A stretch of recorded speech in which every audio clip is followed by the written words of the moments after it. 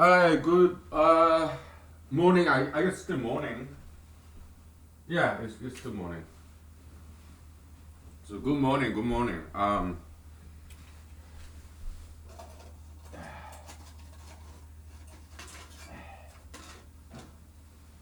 Yeah, I had just meeting.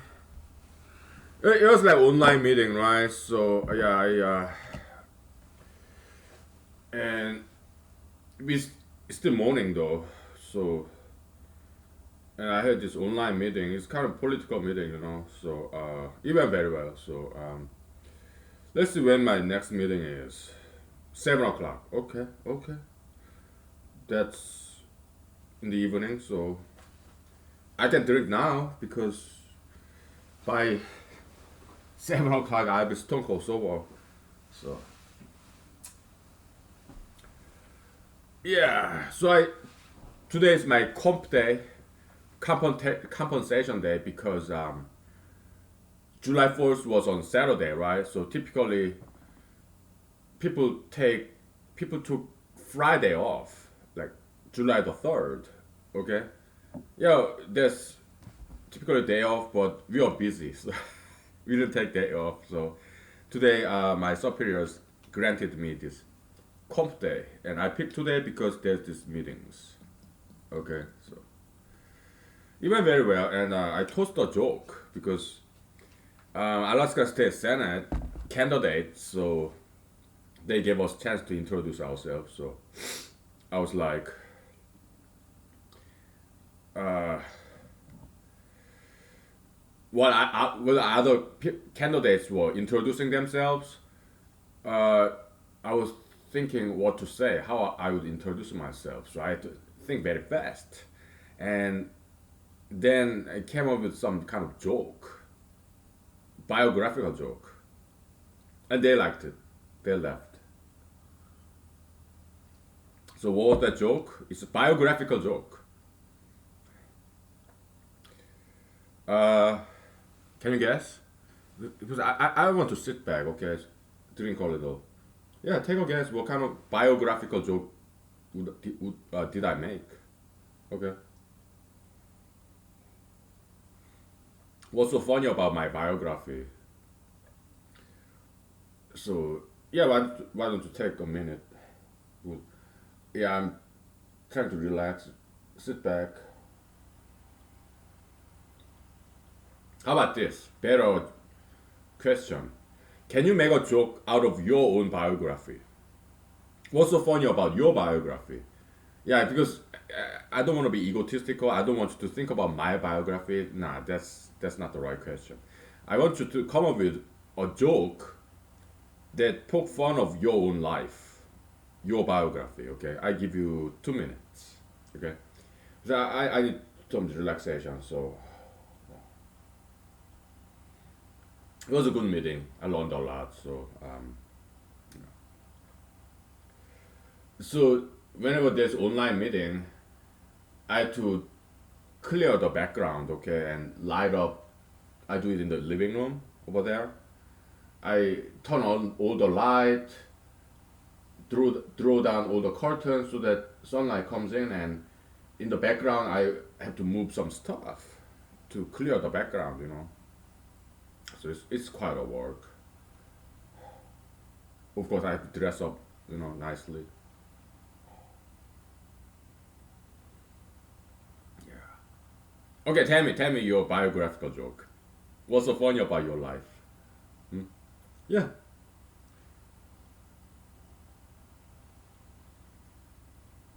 I give you another minute. Okay, so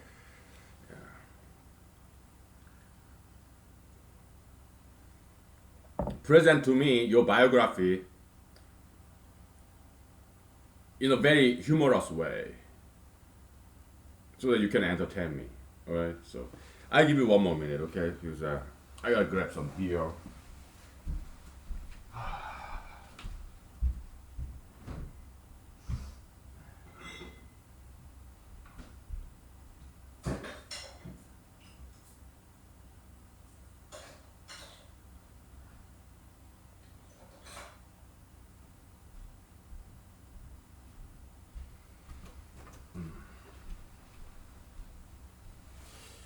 All right.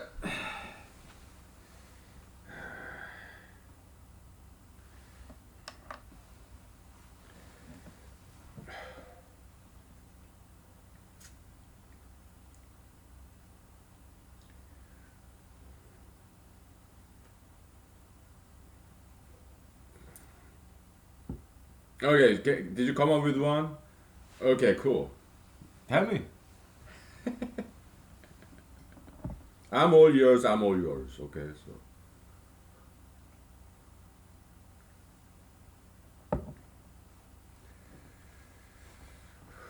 yeah.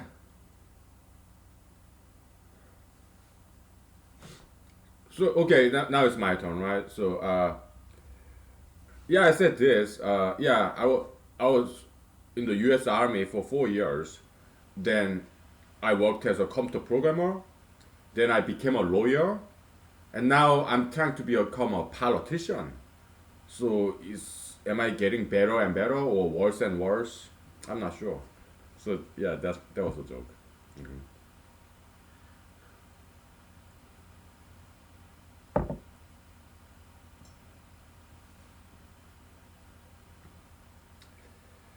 Yeah, because many people think lawyers. Oh, you lawyers, you're so horrible. You're politicians now. You're a politician now. Oh, that's even worse. So yeah, so I made them laugh. Okay, so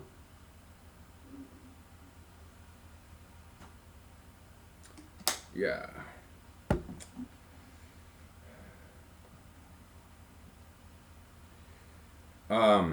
What else? Well, let me pop in some Tums because it's too strong.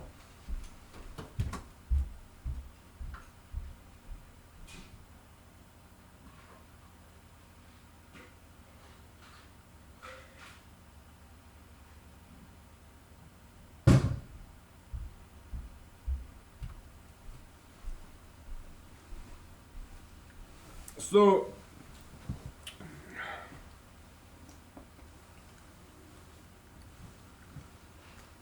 okay, we'll talk about politics a little bit. So I'm a lawyer, right? And I love my job, of course. The thing is this, okay?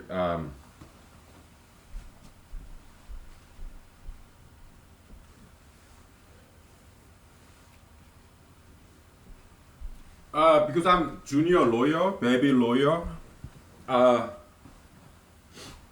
I have my superiors, partners, right? So many times I do very secretarial work, like copying, scanning, mailing out envelopes, all that stuff. Okay, I do a lot of secretarial like job, like what paralegal, receptionist, or legal secretary would do, right?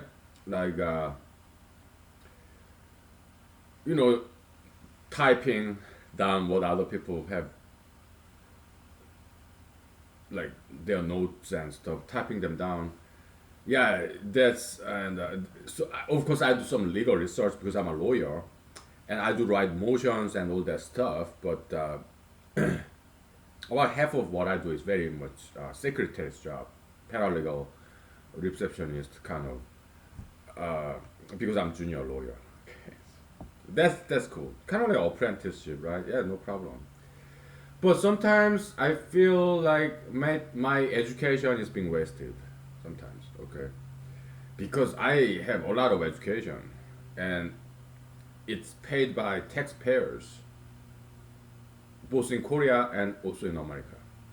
Okay, but I'm running as a politician in America, so let's think about American taxpayers' money invested in my education. Okay, give me 5 minutes and I'll tell you all about it. All right. All right.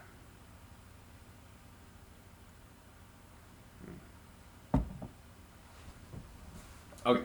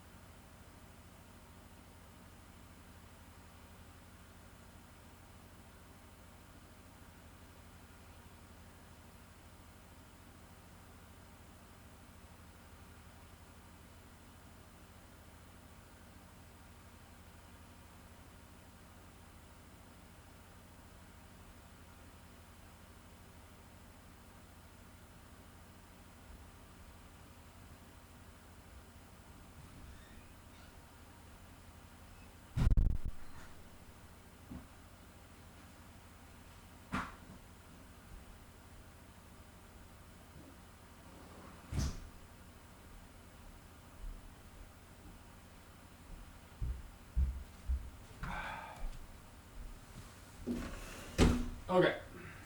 So, uh, education. Okay. Let's start from Madison, Wisconsin.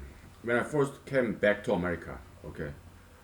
So I graduated high school in Seoul, South Korea, and my parents and Korean taxpayers paid for my education, public and private, dual system, right? Concurrent dual education system. That's Korean education system, K-12.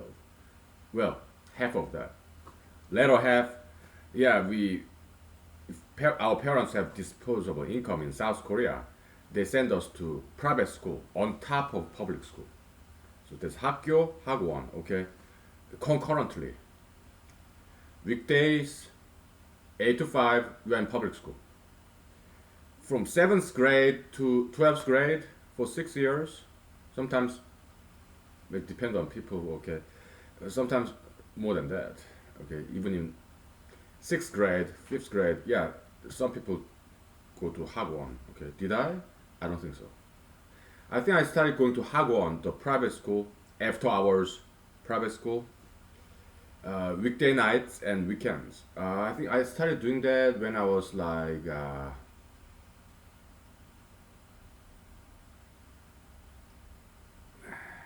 ninth grade, right? Back in 1990s, right?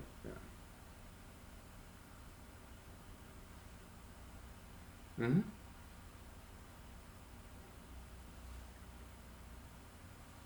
Yeah.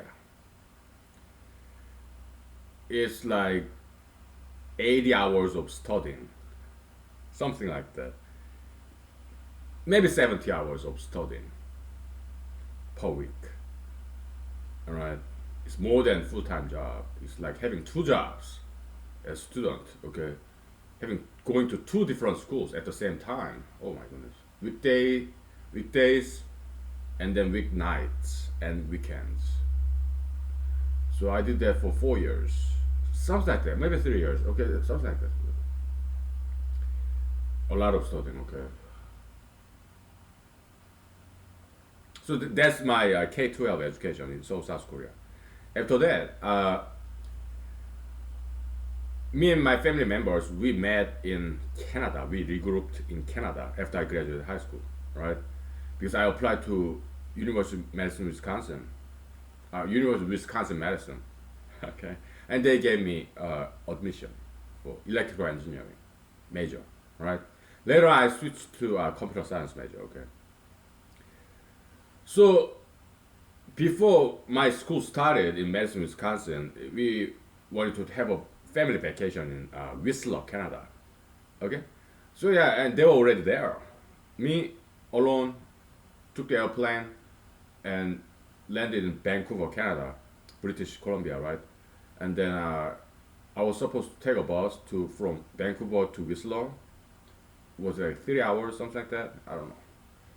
But yeah, somebody stole my backpack in train station or bus station. Okay, was it a bus or a train? I guess it was train. Huh? Somebody stole my entire backpack. I lost my passport, social security card, my laptop computer that my brother-in-law gave me.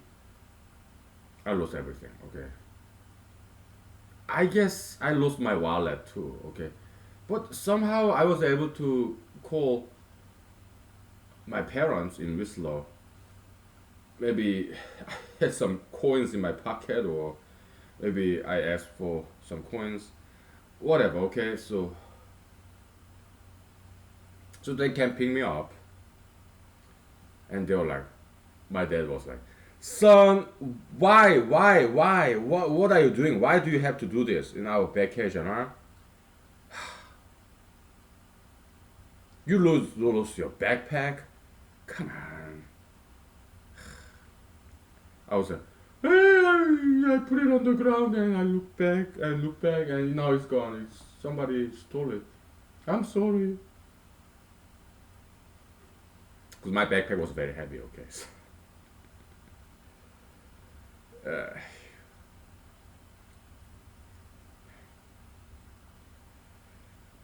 and so my dad said, "Okay, son, wait there. for 3 hours. Okay, we come and pick you up. Okay, but just sit tight. 3 hours in the train station. Okay, it'll take 3 hours for us to drive all the way from Whistler, Canada to Vancouver, Canada. You just sit tight and wait there. Okay. Yes, Dad. I'm sorry. That was year 1997 when I was 19 years old. Right. So they can pick me up, okay, and we had nice ski resort in Whistler, Canada. I tried to do some snowboarding. I wasn't good at it, so I just roll down, tumble down, and they radioed in this snowmobile. So I was very ashamed. Okay, but we had a good time, okay.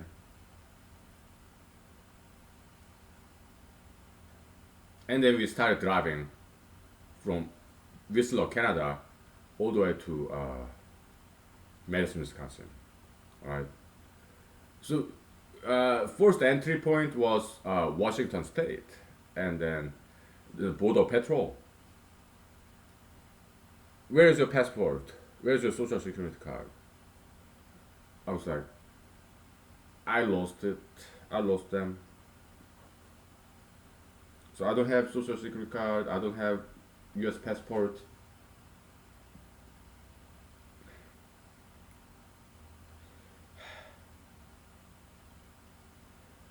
Okay, what's your name?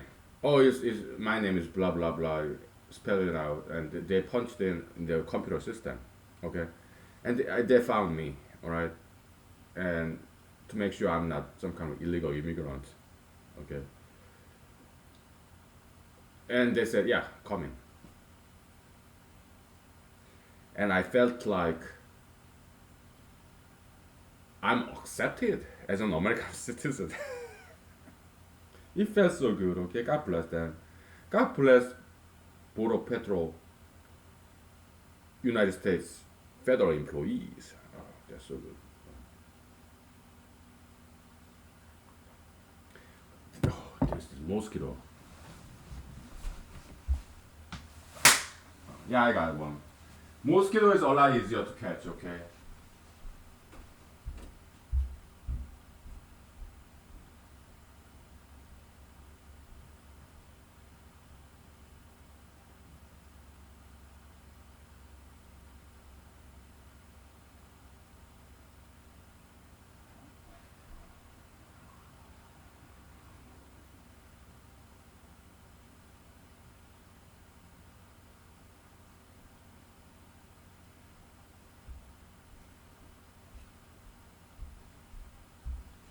Yeah, let's take 5 minutes.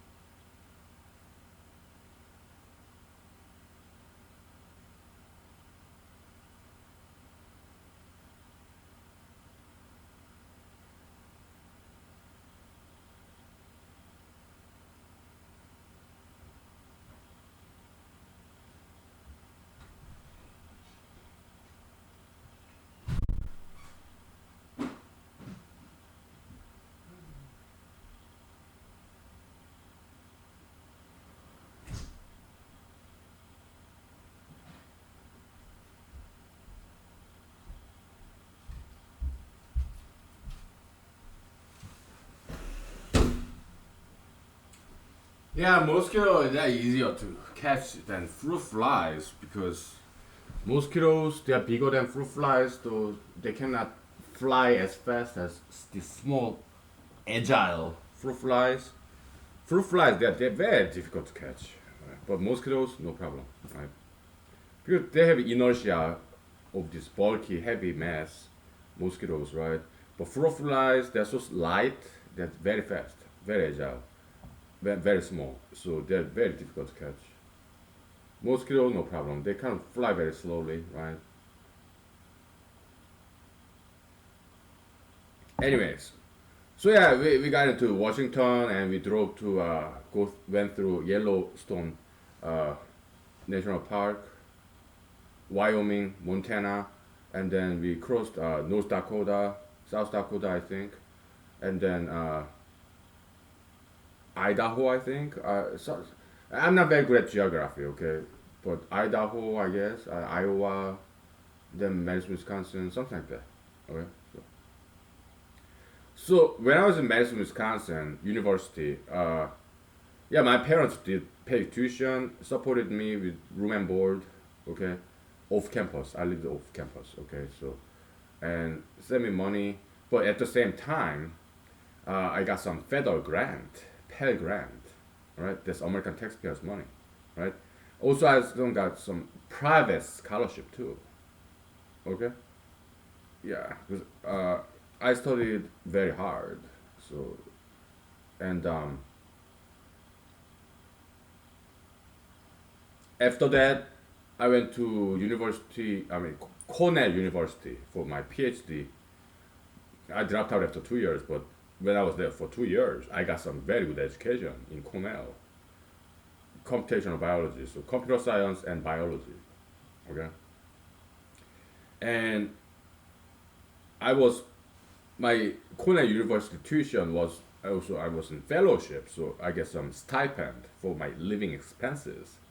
Okay, I got something like one bedroom apartment or maybe two bedroom. I don't know.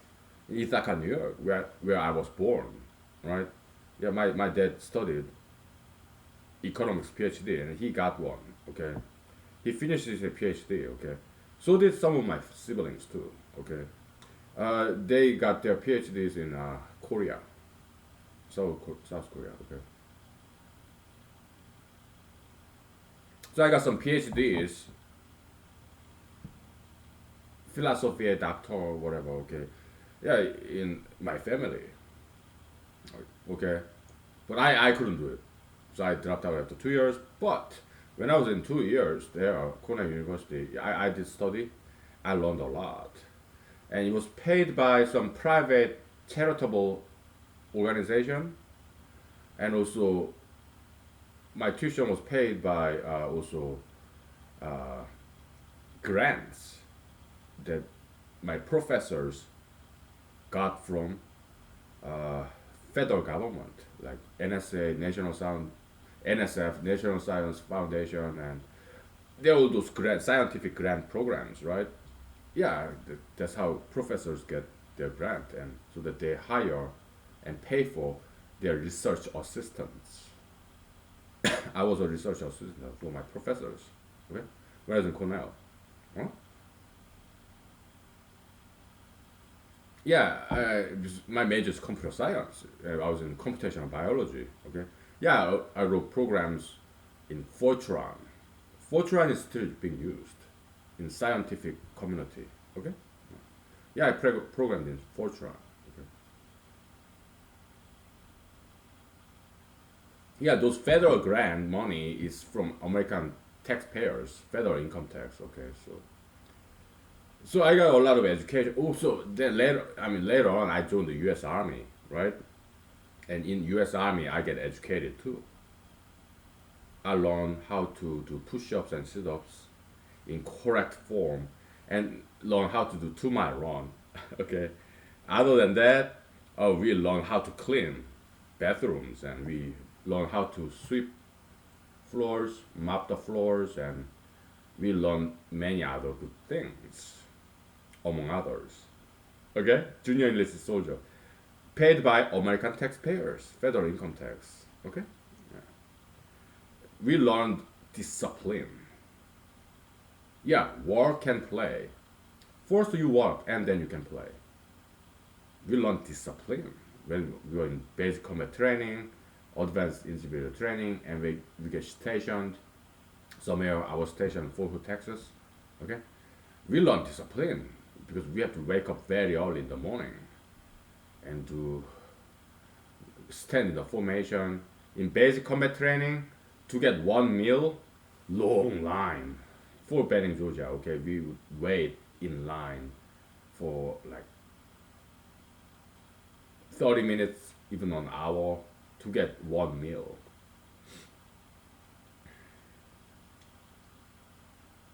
Long line in chow hall, defect, dining facility. To get one meal, we have to wait for very long time. For Benning, Georgia, okay. We learn to be patient and we learn discipline, okay.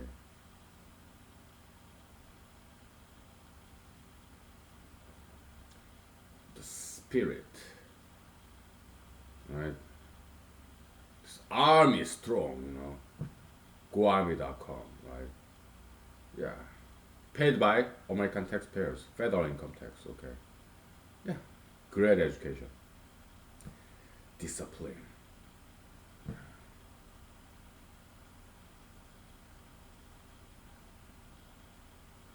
Mm-hmm. Then we'll learn how to operate generators, troubleshoot it. Yeah, electricity, you put some diesel or whatever gasoline powered generator that convert fossil fuel energy into electricity generators. Okay, if you learn that, how to troubleshoot it, operate it, fix it, and we get license for it. And I did. We learn how to drive Humvee, right? Yeah, written test, driving test, test. Yeah, I got license for it. LMTV, light medium tactical vehicle, is a truck, transportation truck. We took written test, driving test, and we passed it. We got license for it. What else? I was USPS, United States Postal Service mail clerk when I was deployed to Afghanistan. We took we got classes, we took test, passed, we got license for it. Yeah, I was a mail clerk. That was one of many things we did. I was also in charge of chemical room. I volunteered for it because it was a mess. I wanted to clean it up. Okay, it's very important job. Okay, chemicals, like what kind of chemicals? Acids, paints, oils that goes into helicopter. Okay, I was in charge of that room because I volunteered for it because it was a mess. Okay, so I cleaned it all up. Okay, with helps of my fellow colleagues, junior enlisted soldiers. Okay, yeah. Of course, we did gate guard, right? Yeah, with full gear like bulletproof helmet, Kevlar, eye goggle, and yeah, loaded M16, AR-15 weapon, assault rifle, and bulletproof vest, army combat uniform, army boots, everything. Okay, so and of course camelback to drink water. Yeah, and some snacks in our pockets, right? Yeah, no problem. Some cupcakes in our pocket. Okay, this army cargo pocket is very big. Okay, so yeah, some energy bar and whatever. Okay, some snacks because we are allowed to. Okay.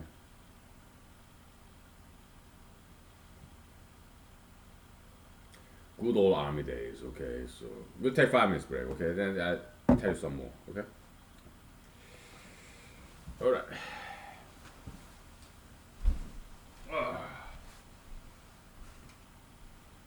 Okay.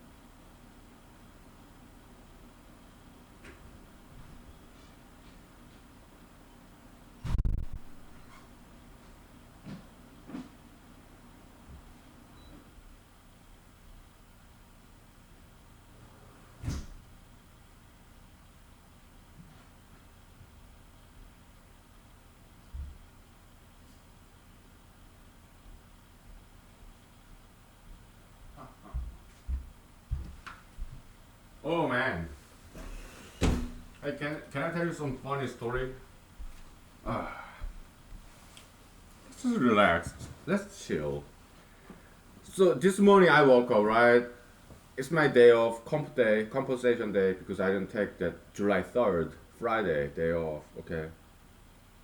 So it's my day off, but I have these two political meetings, okay? One in the morning, one in the evening, right? Uh, the one in the morning, I woke up, okay, and I took a bath, clean up, okay. Then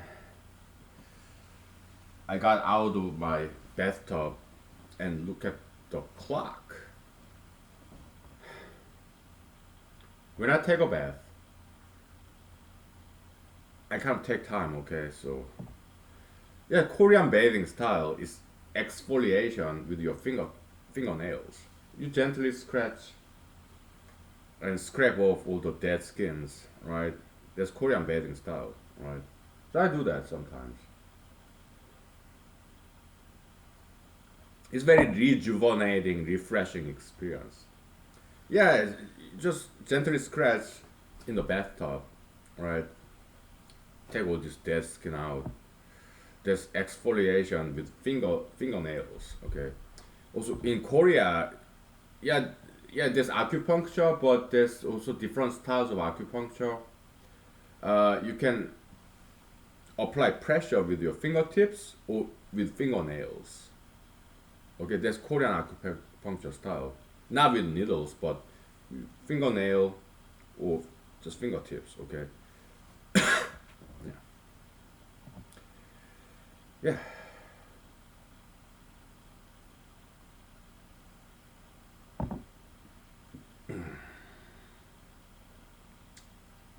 That's Korean massage. Fingertips or fingernail, right? Yeah. Whatever. Okay. So I got out of my bathtub. Okay. Then I realized I was running out of time. I put my breakfast in microwave, so it's cooked, but I did not have time to have my breakfast. Worse yet, in the morning, typically I have bowel movement. I didn't have time for it. Okay, I had to just do my hair, put some clothing on, and then went right to the online meeting. Okay, virtual meeting. Okay, so I didn't have time to eat. I didn't have time to have bowel movement. So, okay. Yeah, maybe after the meeting, yeah, I'll go to bathroom, eat my food, no problem. It doesn't sound very funny, right? Yeah, but yeah, it wasn't that fun, okay? But maybe you can laugh, maybe. I don't know.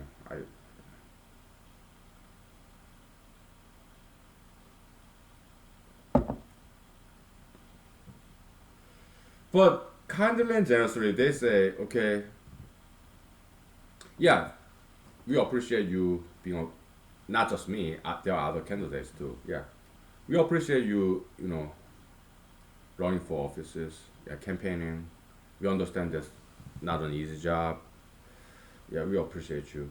And I was very appreciative of their appreciation, right?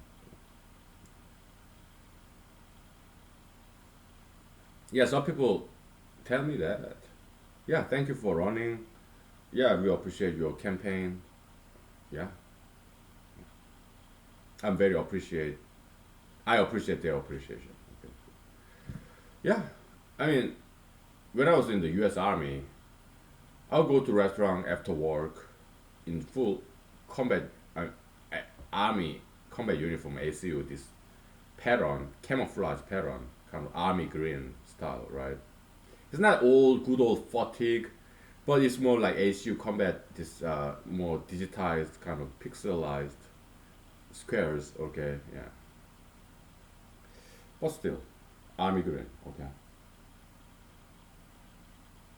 ACU army combat uniform. Okay, so yeah, I'll go to restaurant in Fort Hood, Texas, after work in army combat uniform. Okay, Sometimes good old Texans they would buy me, they would pay for my dinner, and it was Korean restaurant. It was Korean restaurant, okay. Sometimes they would pay for my dinner, okay. I was like, oh, thank you, and they tell me when I'm in airport in my army combat uniform. Yeah, some people tell me, yeah, shaking hands, right? Yeah, thank you for your service. And I say, oh, thank you for your appreciation. Yeah. Sometimes when I'm in the airplane in my Army combat uniform, when I was in the U.S. Army active duty service for 4 years, uh, some airplane, we are in the airplane, okay, and sometimes these flight attendants, yes, stewardess, right, they see me being in Army uniform, right, they wanted to appreciate my service to the country. So they would tell me, hey, hey, there is this empty seat in the first class. So would you like to sit there? I said, oh, thank you. Yeah, I can. Well, thank you very much. And yeah, I'll sit there. First class, empty seat. Oh, thank you for the upgrade. Thank you. Oh, thank you for your service. Oh, thank you. So yeah, that happened. Okay.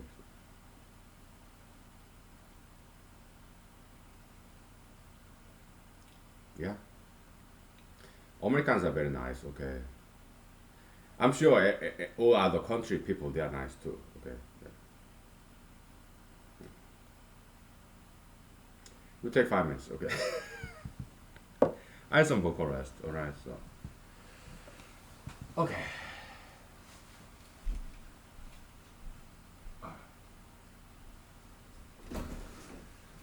I want you to have good posture. Okay. Don't be like this. Be like this. Open up your shoulder and chest. Okay. And yeah. All right.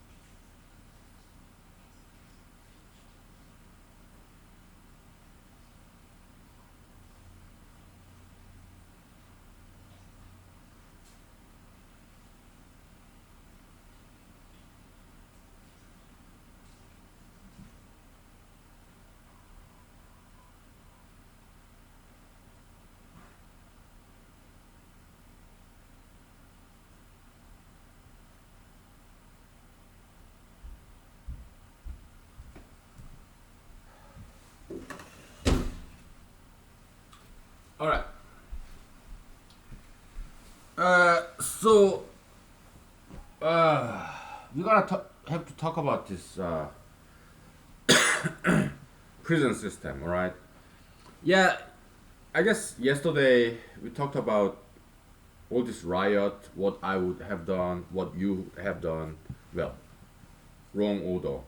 What you would have done if you're the president, what I would then, only then, what I would have done as the president if I was the president. Okay, so would you have declared martial law, all this rioting and looting situation in year 2020? That was my question to you, right? Then next question: would What would I have done? Oh, I would have declared martial law right away. Why? Because police officers, there are only so many of them, okay, and they are overpowered, outnumbered, so they need some help. Yeah, United States military people in this peacetime when there's no foreign war going on, they're doing nothing. Okay, yeah, they do go to classes. I was in the U.S. Army, okay, so I know. All right, yeah, they're just sitting there doing nothing. Okay,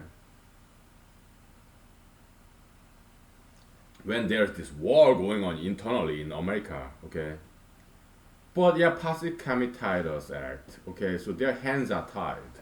U.S. military, okay, they're weapon trained. Yeah, they know how to shoot guns, okay, and also they learn some martial art too. Yeah, this combat training. Yeah, I did learn some jujitsu because they teach it. Okay, in jujitsu, that's Japanese, right? Great martial art, very much Japanese. Okay, back in the days, samurai days, hundreds of years ago. Okay, there's civil war going on in Japan. Okay, they are heavily armored. Yeah, Japanese armor is very well advanced. Okay, so punching and kicking didn't quite work because they're heavily armored, right?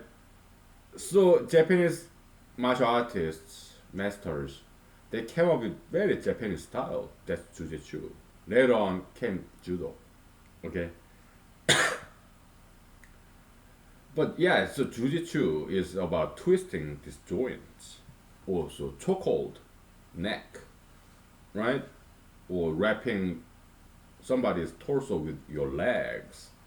Because I have some army friends who told me that because their kung fu is better than mine. Okay, so yeah, they graciously for free.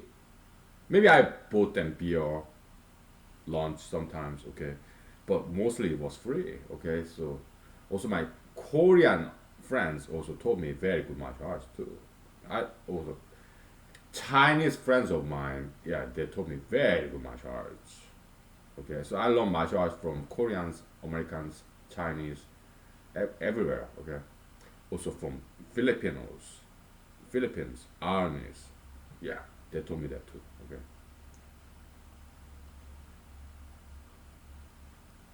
Okay, so in the U.S. Army, yeah, we went to this combat training. It's more like ground fighting. Okay, no punching, just twisting, right? Yeah, ground fighting. Okay, yeah, we did that. Okay,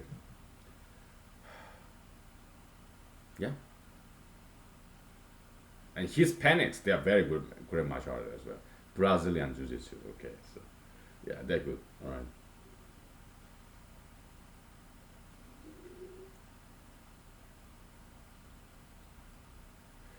So yeah, we. I mean, I'm not very good at martial art. I'm not very good at martial art at all, but I love it. I'm a huge fan. Okay, all different styles. So yeah, yeah. U.S. military, they are weapon trained, and they have all these Humvees, bulletproof window. Okay, they have LMTV, they have AR-16, M16, AR-15, bulletproof vest. They are ready to fight, all right, and they know martial arts. Okay, so but their hands are tied. positive comitatus. Okay, it's a good law because they want to prevent this dictatorship in America. So yeah, U.S. military force they cannot be used against American citizens, civilians. Okay, yeah, it has some good purpose. Okay, because they don't want any kind of military dictatorship in America. Okay, so it has some purpose. I understand. Okay, but when all these riots, looting, vandalism, because there are too many of them, year 2020. Okay, anti-racist protest. Many times it's peaceful, but sometimes it gets very violent. They commit crimes, vandalism. Yeah, I can't misdemeanor, but still, right? Taking down the statues. Misdemeanor, you're not killing anybody. It's just you're taking down the statues. You're spraying paint on the government buildings. Yeah, that's misdemeanor. But when they start fire, arson, that's a felony. That's serious crime. All right, more than 1 year of jail sentence. Okay. So misdemeanor like vandalism, taking down the statues, that's illegal. It's a crime, but it's misdemeanor. Less than 1 year in prison and less than $1,000 in fine penalty. Okay. But when it goes to arson, you start a fire in somebody else's property. That's arson. That's felony. That's more than 1 year in prison, more than $1,000 in fine penalty. Okay, that's felony. Okay, but there's so many people doing that. Looting, that's burglary. You break into somebody else's property to steal something. That's felony. Okay, yeah, looting, that's burglary. It's felonious crime. More than 1 year sentence, more than $1,000 fine. Okay, but there are so many people are doing that. So police officers they are overpowered, outnumbered. They need some help. Okay, so if I was the president, yeah, I would declare martial law right away. No curfew though. No curfew. Law-abiding citizen, hard-working citizen, we're not gonna take their freedom away. No mask mandatory. No. No mandatory self quarantine. No, no. We'll leave it to your best judgment because you're hardworking, law abiding American citizens. We trust your judgment, okay? But when it comes to people who break the law, vandalism, arson, looting, burglary, I would activate United States military. They're high tech. They have drones, airplanes, helicopters, bulletproof vest. They have Humvees, tanks. Yeah, I would activate right away. They break the law, we put them in federal prison. Right, no problem. They take down the statues, spray paint vandalism. No problem, we put them all in jail. That's what I would have done. I don't care about if I was the president. I don't care about re-election. Why? I'm not gonna do the second term anyway. I don't want to be in one town more than 4 years. Okay, maybe with the exception in Alaska. I love Alaska. Okay, I'll live here until I die because I love Alaska. Okay. Yeah, Washington D.C. I've been there once. Okay, yeah, it's a fantastic town, but it's too crowded. Yeah, there are plenty of trees. Yeah, I get it. It's a beautiful town. Okay, but I don't think I would want to live there for more than 4 years. Okay, so yeah, I'm not gonna run for re-election. Even if I would run for re-election, hey, people are dying on the streets. Okay, their property is getting vandalized, broken into. As the president of the United States, if I was, ever was, I would stop it.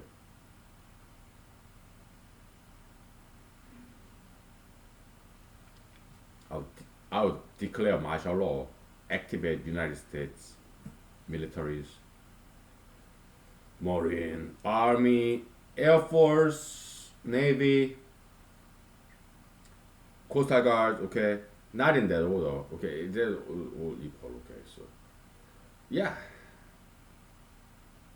we stop all this violence and crimes. Police officers, they need some help, so yeah, U.S. military, they will work with the police officers and all these lawbreakers. We have to put them in prison and make them work in prison. Why? Somebody has to pay their bills, right?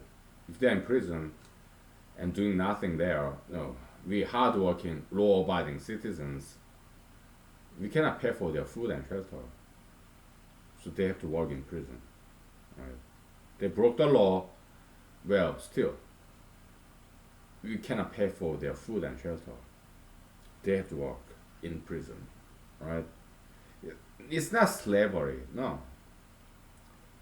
If they don't have to work, then we, law-abiding, hardworking citizens, are their slaves because they are doing nothing in prison. We are paying for their food and shelter. That's slavery, okay? They broke the law, we didn't. So why should we, law-abiding, hardworking citizens, should be paying for criminals when they are doing nothing in prison? I call that slavery.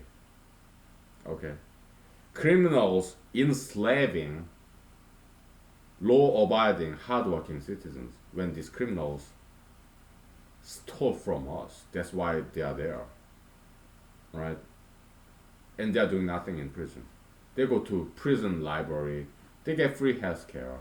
They get free food, free shelter, free clothing in prison. They even have gyms. They get free gym membership. Who pays for it?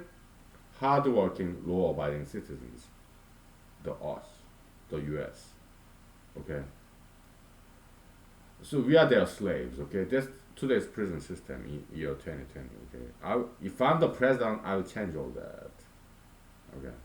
No problem. They're enslaving us. They killed our friends and families, murderers. They stole from us, thieves. They raped us. Okay. Rapists. All in prison. They burned our business property, our houses in fire, arsonists. Okay, they spray painted our houses, our buildings, vandalists, right? So they're in prison, and what they do in there in prison? Oh, perfect retirement plans. They watch television, go to library, prison library, go to prison gym, go to prison cafeteria. They're having a ball. I call that slavery. Okay. They do whatever they want. They commit crimes. They kill people, injure people, steal from us, rape us. They're in prison. Who pay for their food? Us, the United States, the U.S. It's like we are slave of them, criminals. Okay, this needs to stop. Okay.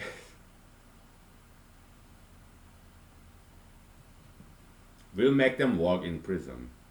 No, they are not slaves. No, they are working for their own food, own shelter, own clothing, just like the rest of us. We teach them, we discipline them, we correct them. Yeah, prison used to be called correctional facility. Yeah, we correct them, we discipline them, we teach them how to work for themselves so that they can pay for their own bills as opposed to stealing from us when they were out there, theft, burglary. They stole from us and then they go to prison. They are still stealing from us. Why? Their food and shelter is paid by taxpayers. The prison system, okay, it needs change. Alright? We make them work. If they refuse to work, we stop feeding them. It's their choice.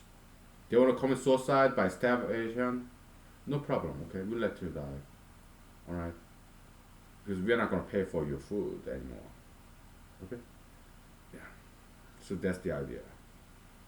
It's not slavery, no. We work for ourselves, you work for yourselves. Okay?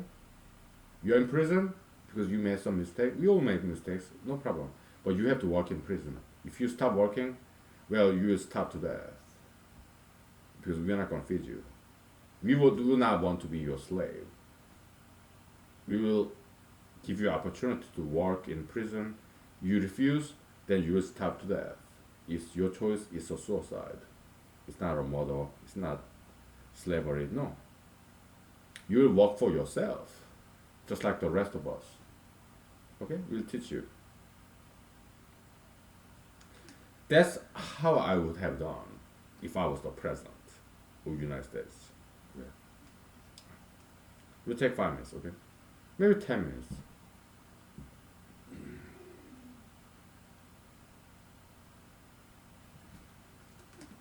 All right. We'll take 5 to 10 minutes break, okay?